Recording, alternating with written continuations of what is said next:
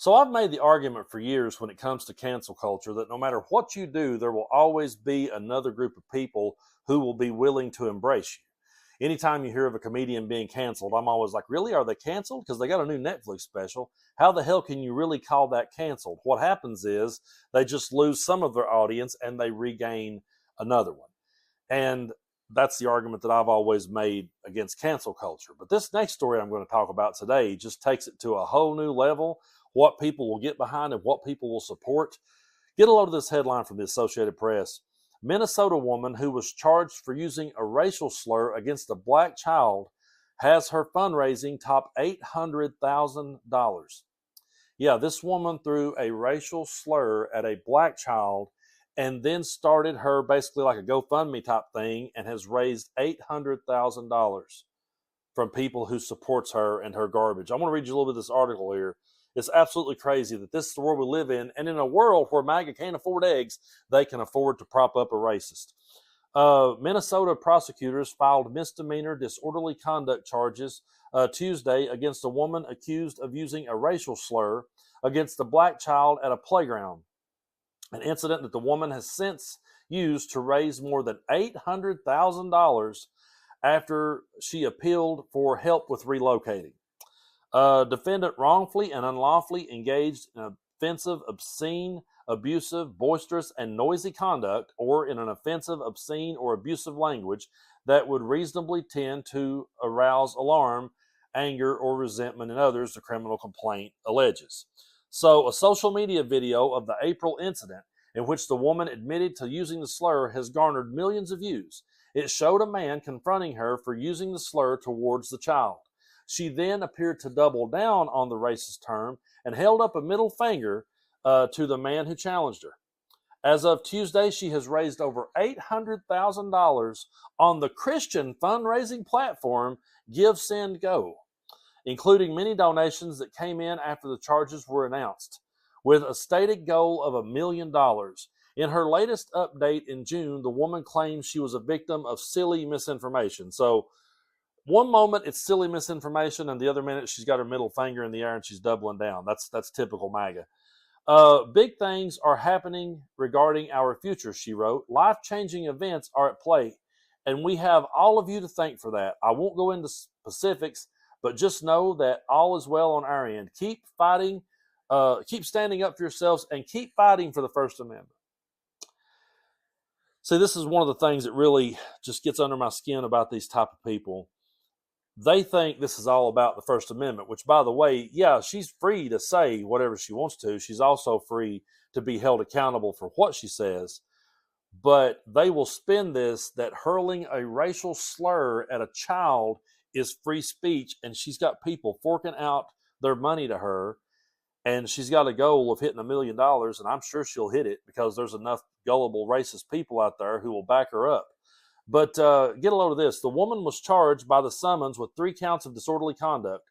Each carries a maximum penalty of 90 days in jail and a $1,000 fine.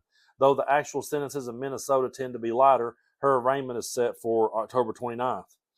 This was a situation that deeply affected many people, especially our communities of color, and caused real turmoil in our community, said Mayor Kim Norton.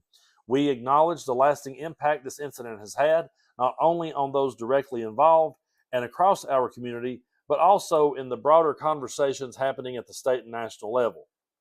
Now, while the complaint lists a Rochester address for the defendant, it wasn't immediately clear if she was still living there, given her stated intention to relocate. The complaint indicated that the police attempts to make contact with her were unsuccessful. Court records said she was since then representing herself. So this is what actually happened. I want to break this down right here because this is what actually happened the day that she hurled the racial slur at this child. So initial reports said that the young victim was 5 years old, but the criminal complaint said he was 8.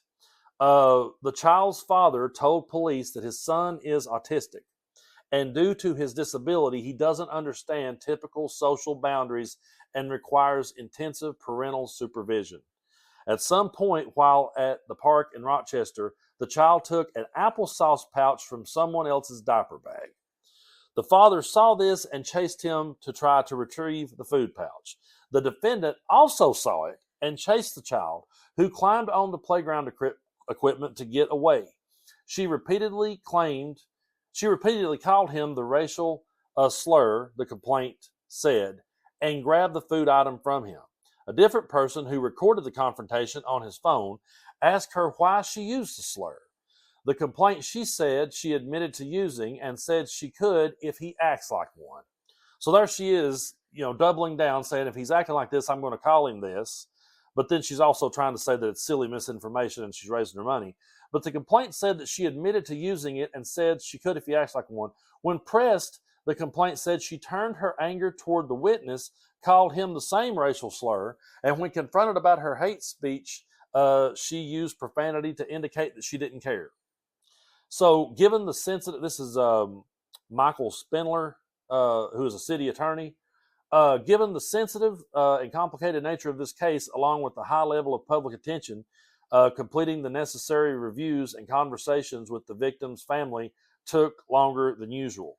The NAACP chapter started its own fundraising campaign. Now get this, they started their own fundraising campaign for the child's family, and their GoFundMe has raised $340,000 when it closed in May per the family's wishes. The organization has been working with the family to pursue legal action against the woman in the video. So their child was victimized and traumatized with racist and hateful rhetoric and actions. It's not just the child, the family was impacted. If you have a child and you're going to the park, you should be able to enjoy it. And if the child does something, a responsible adult will talk to the child with empathy, not hate. And that's where she chose to take it. And when she had opportunities, there was no remorse whatsoever.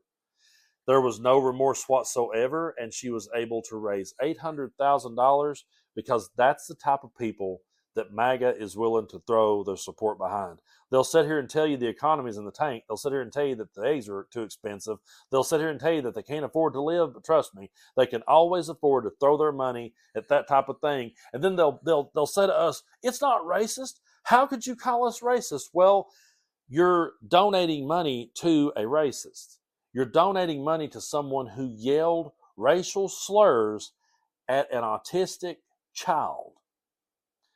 Those are the type of people we're up against. I know I say that a lot. I realize that I get repetitive in these videos, but I learned something in all of my years of playing music. I played music for over 25 years, and the one thing that I learned is the reason why that songs become hits is because they get stuck in people's head, because the DJ plays them over and over and over and over again. So I'm going to continue to say these things to make sure that they stick. These are the type of people we are up against. When you go to vote, you have to understand the type of people that you are up against. The type of people who would throw their money at a racist who shouted racial slurs at an autistic child.